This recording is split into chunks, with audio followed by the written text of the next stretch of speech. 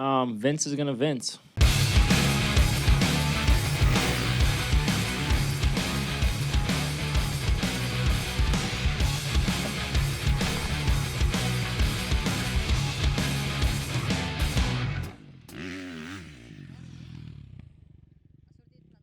This RotoMoto React is brought to you by O'Neal.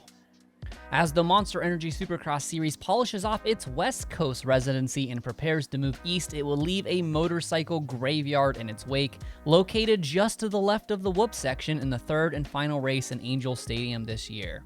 This very well could be the most gnarly set of whoops we have seen in a long time. Definitely the worst we have seen since Daytona 2020 that brought us this infamous moment that has been playing over and over in Nick Gaines' scrambled little head ever since. It was absolute carnage all weekend, starting in qualifying with some riders putting one fast lap to guarantee their night show appearance before literally skipping the whoops every lap after to avoid having to deal with them and potentially spend time picking themselves up off the ground.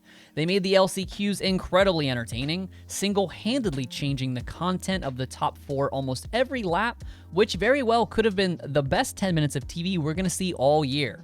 Luckily for race fans, the whoops did not end up being a decider in the main event race winners, as Christian Craig made them look easy all night, and although Jason Anderson had a few close calls near the end of the section, he ultimately stayed on two wheels and took the checkers to close the championship gap with Tomac.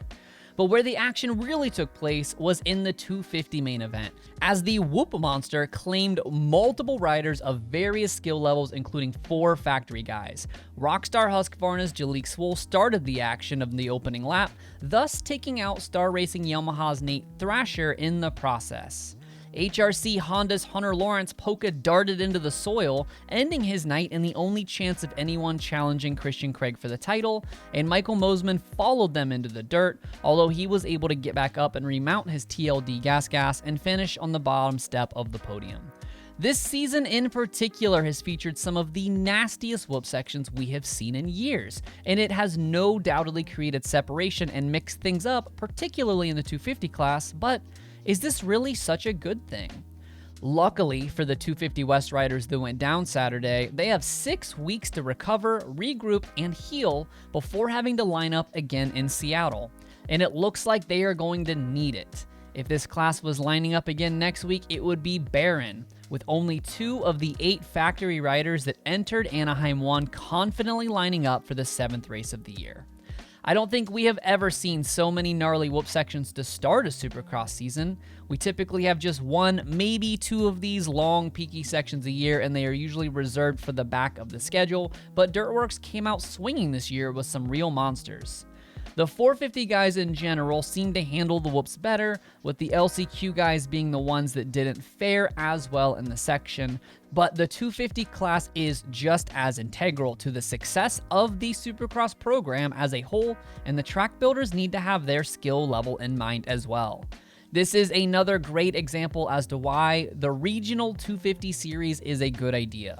As talented as these guys are, and as much as these teams have invested in them, learning to not ride above your head comes with experience, something most 250 riders don't have, and quite frankly, most never will.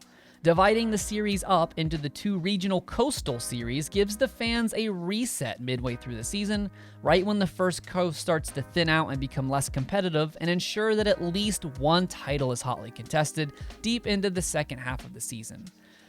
Combining them into one national series would leave less rides for the fringe guys and lead to more higher profile guys missing significant chunks of time every season, and having your high profile guys off the TV screens so often would not exactly make sponsors happy, and would only serve to funnel what little outside advertising we do have straight out of the sport.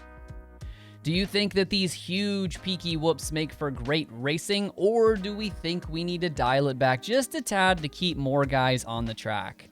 Let me know in the comments how you feel, and while you are commenting, be sure to like the video and subscribe to the channel for more racing news and analysis like this.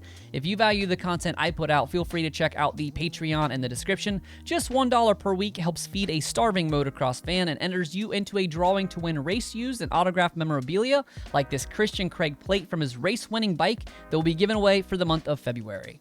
Thanks as always for watching RotoMoto. My name is Donnie. Keep it pinned to the weekend.